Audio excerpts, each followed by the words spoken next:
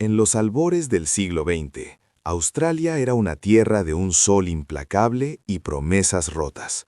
Un continente que se desperezaba, tratando de forjar una nueva identidad británica sobre el polvo rojo y la memoria ancestral de una cultura milenaria. Era un mundo de fronteras afiladas, no solo en los mapas, sino en el corazón de los hombres.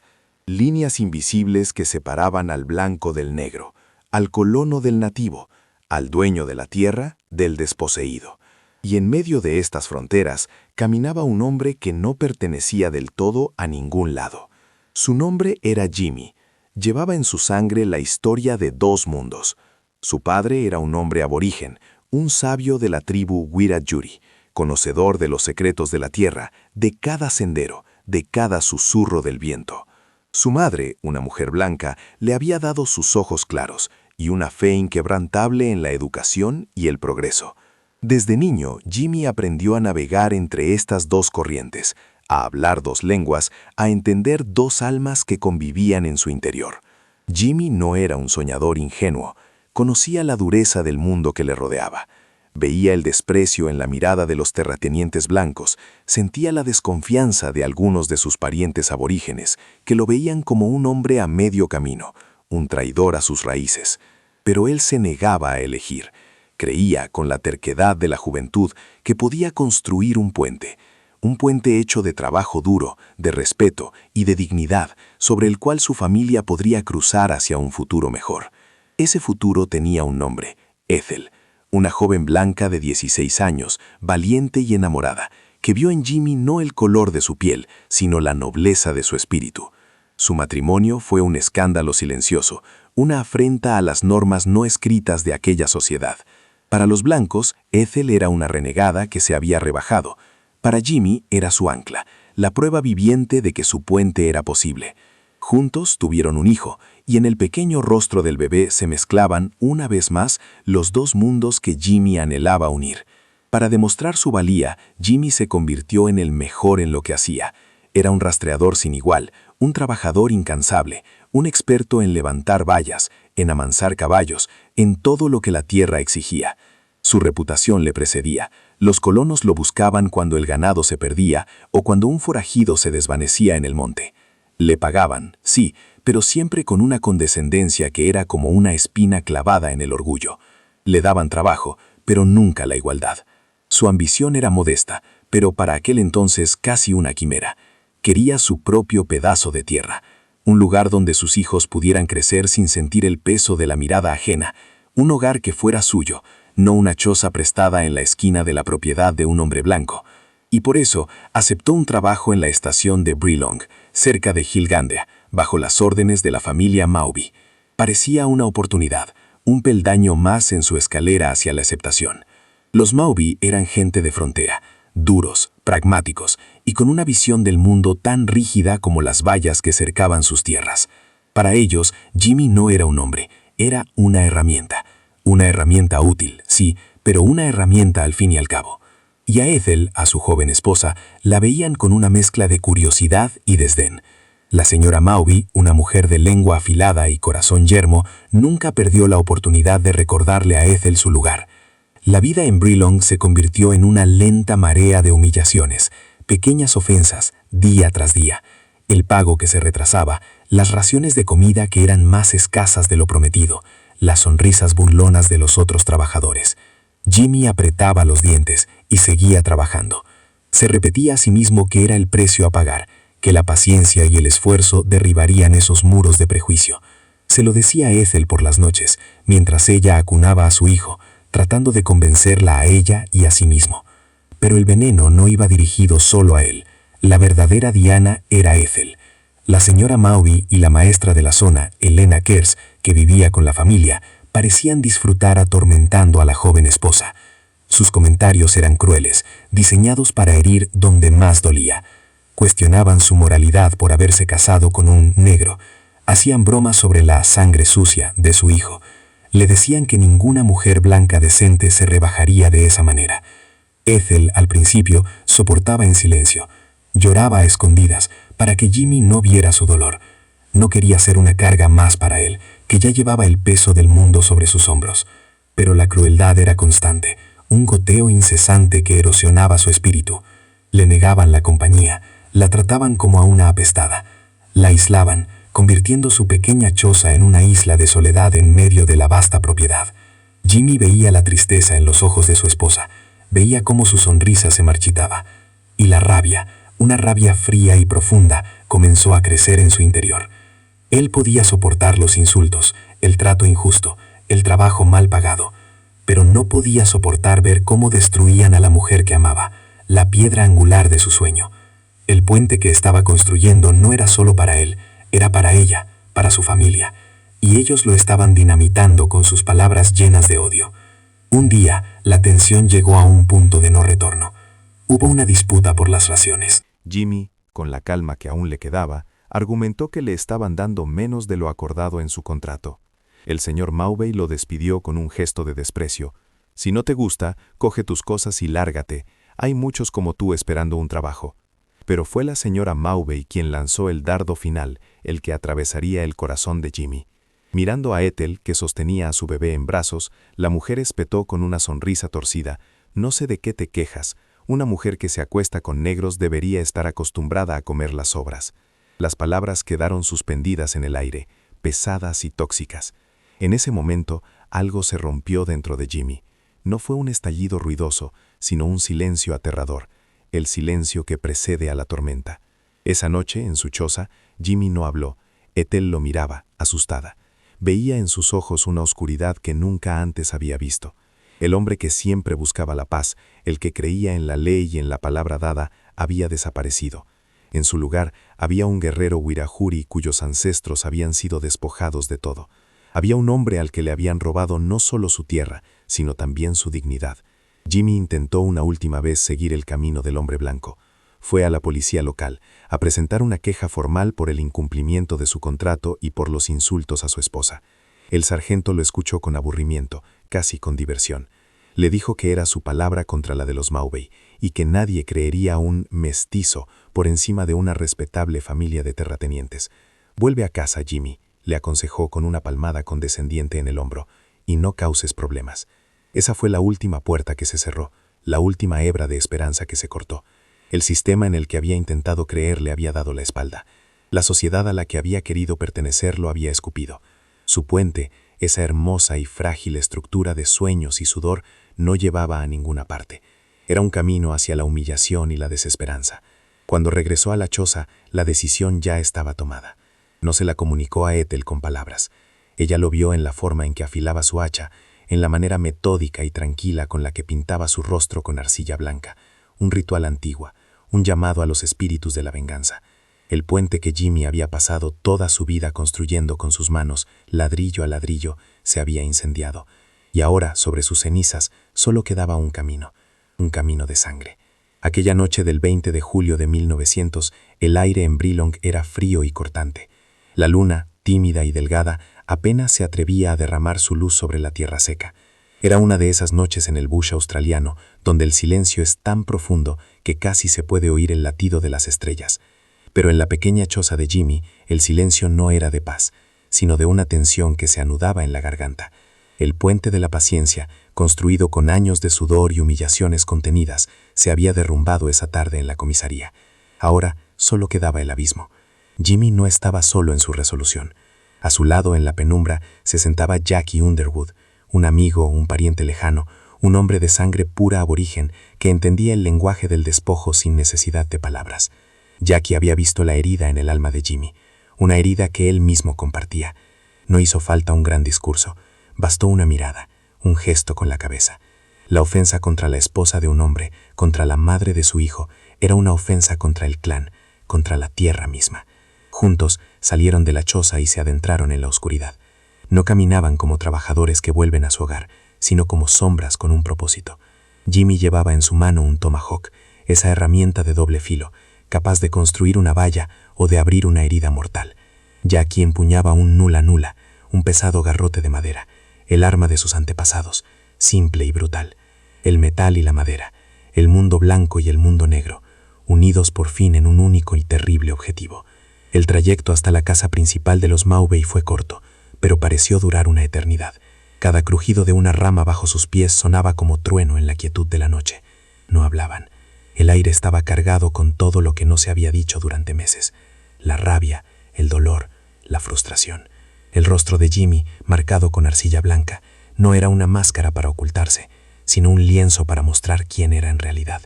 Un guerrero Wirajuri cuyos ancestros habían sido despojados de todo, salvo el honor. Llegaron a la casa, una estructura de madera, oscura y dormida, ajena a la tormenta que se cernía sobre ella. Dentro, la familia Maubey y sus huéspedes dormían el sueño de los justos, el sueño de quienes creen que el mundo les pertenece. Para ellos, Jimmy era solo una molestia, un peón descontento. No podían imaginar que, en ese preciso instante, él se había convertido en el juez y el verdugo de su pequeño y arrogante universo. No forzaron la puerta. Jimmy, en un último vestigio de la vida que intentaba llevar, llamó con los nudillos, un acto civilizado que precedía a la más absoluta barbarie. Tras unos instantes, la puerta se entreabrió. La figura de la señora Maubey, recortada contra la luz de un candil, apareció en el umbral. Su rostro mostró sorpresa, y luego el desdén habitual. «¿Qué demonios queréis a estas horas?», espetó. Jimmy no respondió con la voz sumisa que ella esperaba. Sus palabras fueron tranquilas, gélidas, el eco de una sentencia ya dictada. Le preguntó si recordaba lo que le había dicho a su esposa esa tarde. La señora Maubey, lejos de sentir temor, se envalentonó. La arrogancia era su armadura. Se dice que repitió el insulto, o quizás uno peor, añadiendo que llamaría a su marido para que los echara a latigazos. Fue la última palabra que pronunció. El tomahawk se alzó en el aire frío de la noche. No hubo un grito de guerra, solo el sonido sordo y húmedo del golpe. La armadura de la arrogancia se hizo añicos. La señora Maubey cayó hacia atrás, dentro de la casa, y la oscuridad del interior se tragó su cuerpo. El umbral había sido cruzado. Ya no había vuelta atrás. La sangre, la primera de muchas, manchaba ahora el suelo de la casa que Jimmy había ayudado a mantener.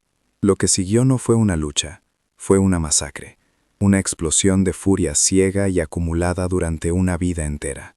Jackie y Jimmy entraron en la casa como espíritus vengadores. La siguiente en caer fue Elena Kers, la maestra, que se había despertado por el ruido. Sus burlas crueles hacia Ethel encontraron un final abrupto y violento en la oscuridad del pasillo. El nula nula de Jackie silenció para siempre sus lecciones de odio. La violencia se extendió como un incendio por la casa dormida. Las hijas de los Maubey, Hilda, de 18 años, y Grace, de 23, que estaba de visita, fueron atacadas en sus camas. No tuvieron tiempo de entender qué ocurría.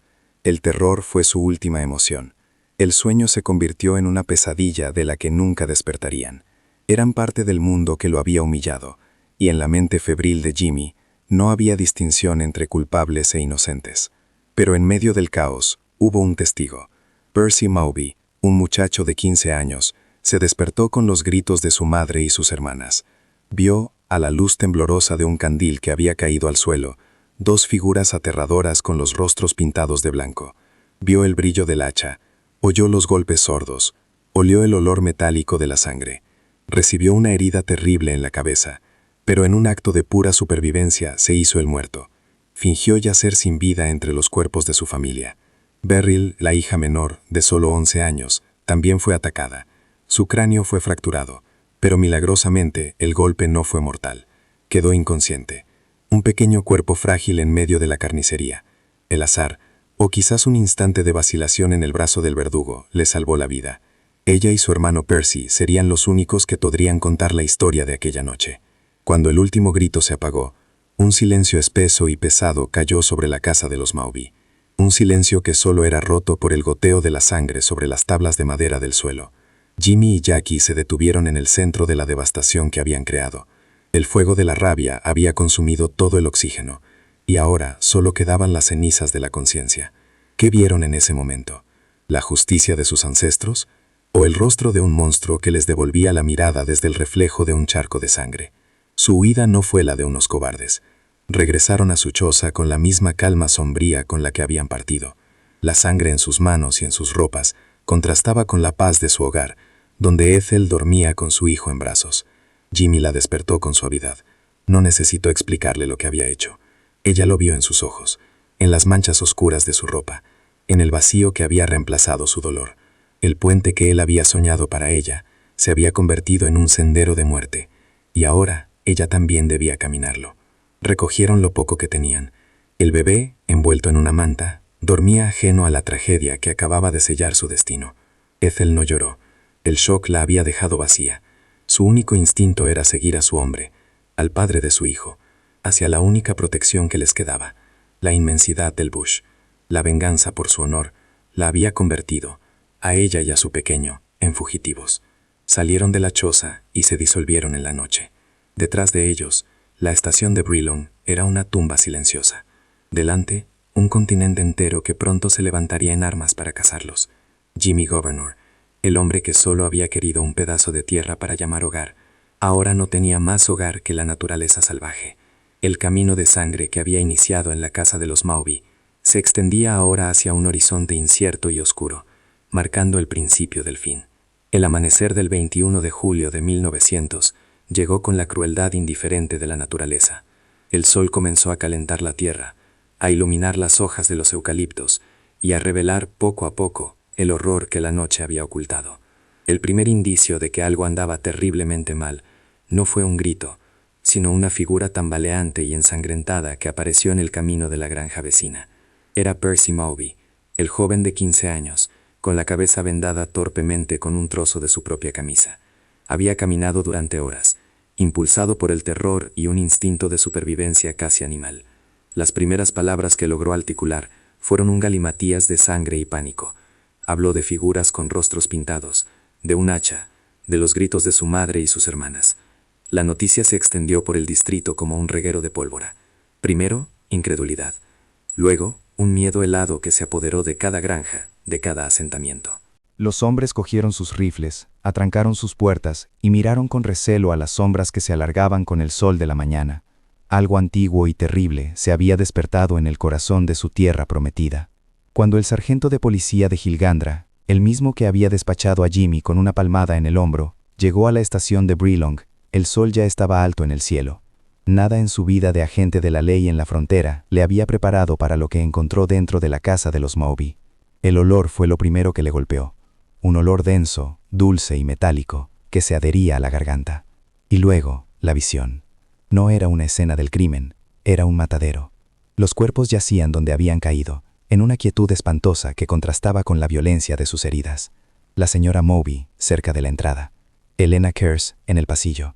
Las jóvenes, en sus camas, envueltas en sábanas empapadas de un color que no era el suyo. El sargento sintió una náusea amarga subir por su esófago. Recordó el rostro tranquilo y suplicante de Jimmy Governor el día anterior. Recordó sus propias palabras condescendientes. No causes problemas. El problema ya estaba allí, y era de una magnitud que superaba toda comprensión. La investigación, si es que se le puede llamar así en sus primeras horas, fue caótica. No había expertos forenses venidos de la ciudad, solo hombres de campo endurecidos, tratando de encontrarle sentido a una locura sin nombre. El testimonio de Percy, aunque confuso, era la única guía. Habló de Jimmy el negro y de otro hombre aborigen. La choza de Jimmy fue el siguiente lugar al que se dirigieron. La encontraron vacía. El fuego del hogar estaba frío, pero una olla con restos de comida aún estaba tibia. Se habían marchado con prisa, pero no con pánico. Las pruebas eran circunstanciales, pero abrumadoras. La ausencia de Jimmy y su familia era en sí misma una confesión. Encontraron huellas alrededor de la casa principal, unas de botas de trabajo como las que usaba Jimmy y otras de pies descalzos, más anchas. Cerca de la choza, alguien descubrió un trozo de tela manchado de ocre blanco, la misma arcilla con la que los guerreros se pintaban para la batalla o el duelo. No hacían falta más pistas. El veredicto ya estaba sellado en la mente de todos. La noticia llegó a Sydney a través del telégrafo, y los periódicos de la mañana siguiente estallaron en un frenesí de indignación y horror. Los titulares eran enormes, impresos con la tinta más negra. Masacre en Brilong. Familia blanca asesinada por negros salvajes. La venganza de Jimmy Governor. De la noche a la mañana, el nombre de Jimmy pasó de ser el de un trabajador mestizo a ser el sinónimo del terror primordial, del salvajismo que, según creían, acechaba justo debajo de la fina capa de civilización que habían impuesto sobre el continente. La historia que se contó no era la de un hombre empujado al límite por la humillación y el racismo. Era una historia mucho más simple, mucho más aterradora, y para ellos, mucho más conveniente. Se le pintó como un monstruo sediento de sangre, una bestia ingrata que se había vuelto contra sus benefactores. Se omitieron los meses de insultos, el trato injusto, la ofensa a su esposa. Esos detalles no encajaban en la narrativa del salvaje contra el civilizado. Ethel, su esposa blanca, fue retratada como una mujer de moral dudosa, una traidora a su raza cuya elección la había llevado a su merecido destino como fugitiva. El pánico se convirtió en una histeria colectiva. En toda Nueva Gales del Sur, las familias blancas miraban a sus trabajadores aborígenes con una nueva suspicacia. Se desenvolvaron viejos rifles, se formaron milicias ciudadanas. Cualquier hombre de piel oscura que caminara solo por un sendero era visto como una amenaza potencial. La masacre de Bolilong no solo había matado a una familia, había envenenado las ya frágiles relaciones entre dos mundos, reabriendo heridas que nunca habían llegado a cicatrizar. El gobierno actuó con rapidez. Se ofreció una recompensa de 200 libras por la captura de Jimmy y Jackie Underwood, una suma astronómica para la época. Era una fortuna que podía cambiar la vida de un hombre, y miles de hombres se sintieron tentados. De repente, el bush se llenó de cazadores, no solo policías y rastreadores profesionales, sino también granjeros, mineros, aventureros y oportunistas. Todos querían una parte de la gloria y del dinero. La caza del hombre más grande en la historia de Australia había comenzado. Y así, mientras la nación entera se movilizaba para darle caza, Jimmy se desvanecía en el paisaje que conocía mejor que nadie. El bush, que para los hombres blancos era un laberinto hostil y monótono, para él era un santuario. Conocía cada arroyo, cada cueva, cada sendero oculto. Sabía cómo moverse sin dejar rastro, cómo vivir de la tierra, cómo leer las estrellas. Las habilidades que había ofrecido al hombre blanco para encontrar su ganado perdido, ahora las usaba para eludirlo. Pero no era solo una huida. La violencia que se había desatado en Brilon no se había extinguido. Se había convertido en un fuego errante. A los pocos días de la masacre, Jimmy y su hermano Joe, que se había unido a él en la fuga, aparecieron en la granja de la familia O'Brien. Mataron a la señora O'Brien y su bebé. Unos días después, en Woolard, asesinaron a un anciano, Alexander Mackay. La venganza personal se había transformado en una guerra indiscriminada contra el mundo que lo había rechazado. Cada nuevo asesinato alimentaba la leyenda negra de Jimmy Governor. Ya no era solo un asesino, era una plaga, un demonio del bush. Los periódicos seguían cada uno de sus movimientos, reales o imaginarios. Cualquier crimen sin resolver en cientos de kilómetros a la redonda se le atribuía a él. Se convirtió en el hombre del saco, la encarnación de todos los miedos de la Australia colonial. Los niños eran amenazados con su nombre para que se portaran bien. Si no te duermes, vendrá Jimmy Governor a por ti. La cacería duró meses, 14 semanas de terror y persecución a lo largo de más de 3.000 kilómetros de terreno implacable. Los perseguidores, a pesar de su número y sus recursos, siempre parecían ir un paso por detrás. Encontraban las cenizas de sus fogatas aún calientes, descubrían los restos de un animal que acababan de cazar, o escuchaban de un granjero aterrorizado que los había visto apenas unas horas antes. Jimmy jugaba con ellos, dejaba pistas falsas, los conducía a emboscadas en desfiladeros estrechos. Se estaba burlando del poder del hombre blanco. Para las comunidades aborígenes, la situación era insostenible. Estaban atrapados entre dos fuegos. La policía los presionaba brutalmente para que revelaran el paradero de Jimmy, acusándolos de complicidad. Y los vigilantes blancos, en su frustración, a menudo descargaban su ira contra cualquier nativo que se cruzara en su camino. Ayudar a Jimmy era arriesgarse a la horca. Ayudar a la policía era traicionar a uno de sus suyos, aunque sus actos fueran monstruosos. La mayoría eligió el silencio, un silencio lleno de miedo y de una comprensión que nunca se atreverían a expresar en voz alta. Mientras tanto, Ethel y su bebé se convirtieron en un lastre. La huida era demasiado dura para una mujer joven y un niño pequeño. Finalmente, en un acto que debió de romperle el corazón, Jimmy la dejó al cuidado de unos amigos, con la esperanza de que, sin él, pudiera encontrar clemencia. Fue capturada poco después, no como una víctima, sino como cómplice de su marido. Su tragedia personal quedó sepultada bajo de escándalo nacional. La mujer por cuyo honor había comenzado todo, ahora era simplemente una nota a pie de página en la sangrienta saga de su esposo. La investigación formal, con sus interrogatorios y sus laudos, se desarrollaba en paralelo a la cacería. Los supervivientes, Percy y la pequeña Beryl, se recuperaron lentamente de sus heridas físicas, pero las cicatrices en su memoria nunca sanarían. Sus testimonios confirmaron la identidad de los atacantes, solidificando el caso contra Jimmy y Jackie. No había duda de su culpabilidad. La única pregunta que quedaba en el aire, la que nadie quería hacerse, era el por qué. Pero la sociedad prefería la comodidad de un monstruo inexplicable a la incómoda verdad de haberlo creado. El otoño dio paso al invierno, y el cerco sobre los fugitivos se estrechaba. El inmenso grupo de cazadores, a pesar de sus fracasos, había aprendido. Trajeron a los mejores rastreadores aborígenes de otras tribus, hombres que podían leer la tierra tan bien como Jimmy. La red se tejía cada vez más apretada. Jackie Underwood fue el primero en caer, capturado mientras buscaba comida. Poco después, Joe Governor fue abatido en un tiroteo cerca del río Goulburn. Ahora, Jimmy estaba solo. Estaba herido, exhausto y acorralado. El bush, que había sido su refugio, se estaba convirtiendo en su jaula. Ya no podía correr. La herida que había recibido en su último enfrentamiento, una bala en la boca, le causaba un dolor atroz.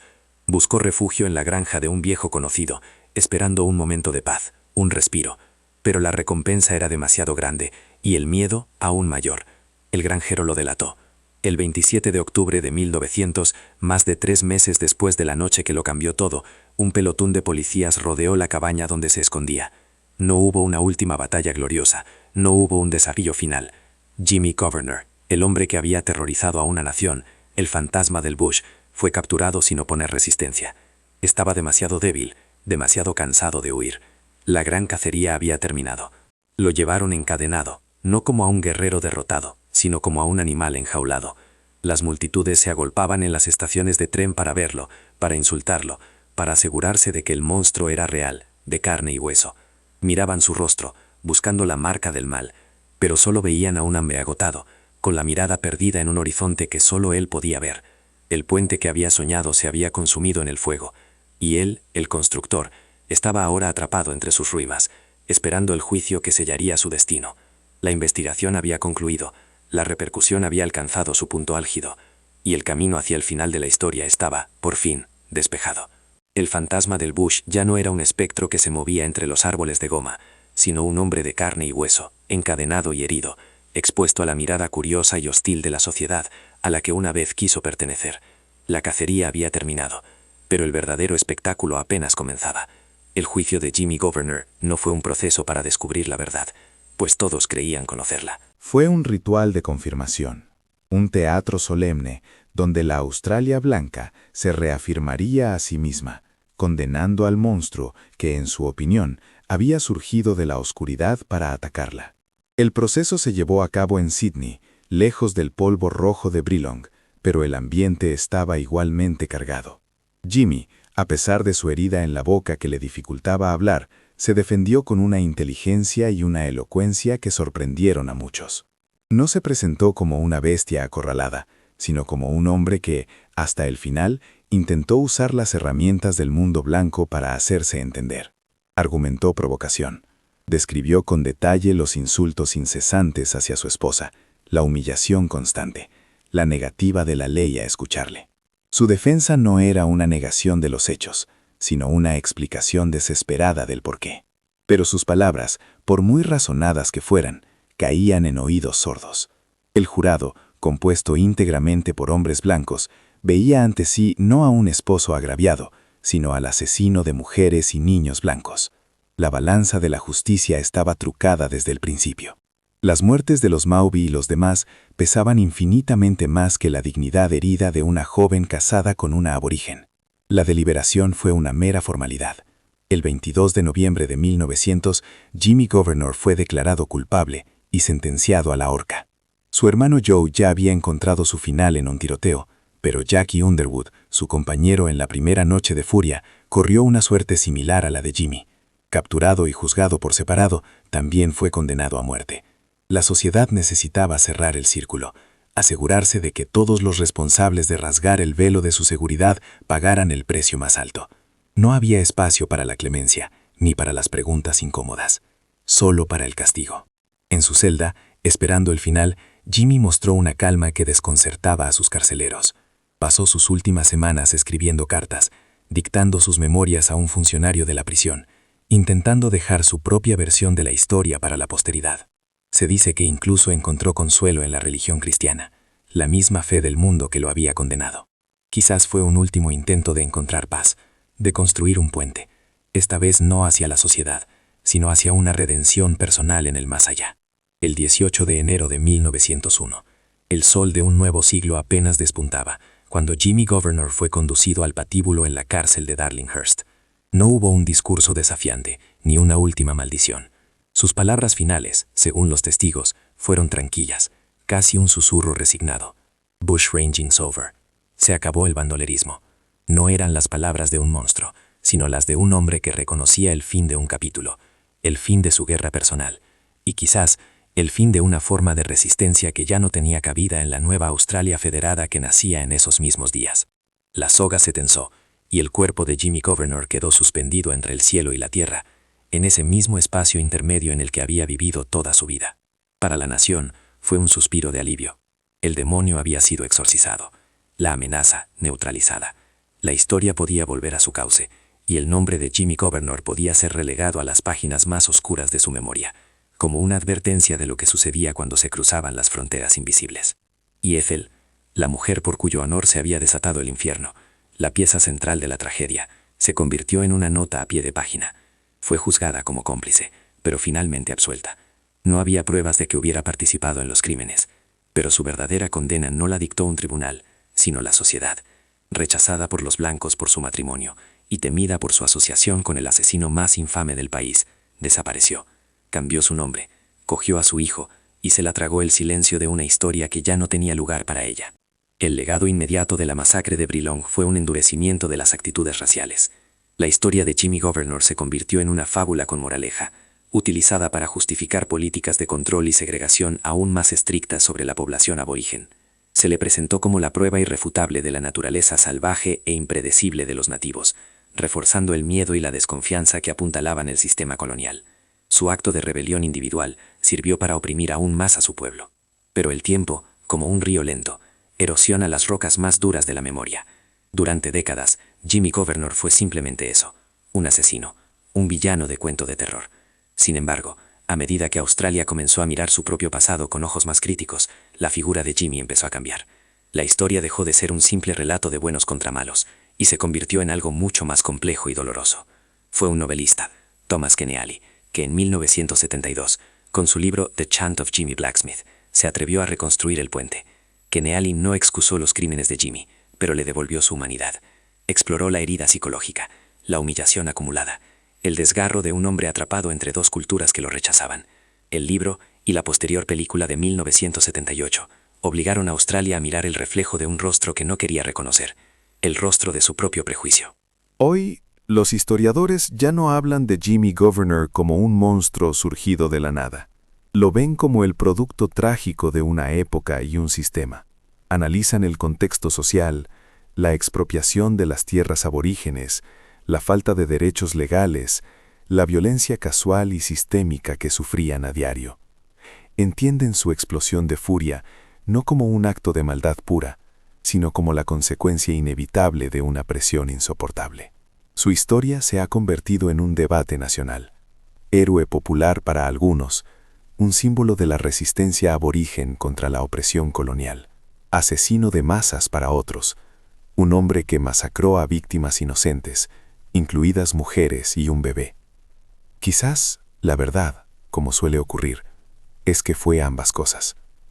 Un hombre que, buscando justicia por un camino, se perdió en un laberinto de violencia del que ya no pudo salir.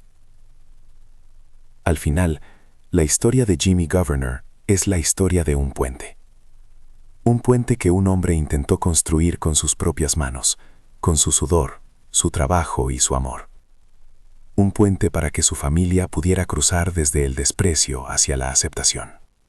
Pero la sociedad de su tiempo no solo se negó a cruzarlo, minó sus cimientos con insultos, lo debilitó con injusticias y finalmente lo quemó con su arrogancia. Lo que quedó no fue el puente, sino el reguero de sangre que marcó su ausencia. El legado de Jimmy Governor no es solo el recuerdo de sus crímenes, sino el eco persistente de una pregunta que Australia todavía se hace. Es una pregunta sobre la identidad, sobre la justicia, sobre qué sucede cuando a un hombre se le niega sistemáticamente un lugar al que pertenecer. Su nombre no es solo el eco de una masacre en una noche lejana de 1900. Es el recordatorio eterno de un puente que nunca se llegó a construir y del abismo que, aún hoy, en la memoria de la nación, permanece abierto.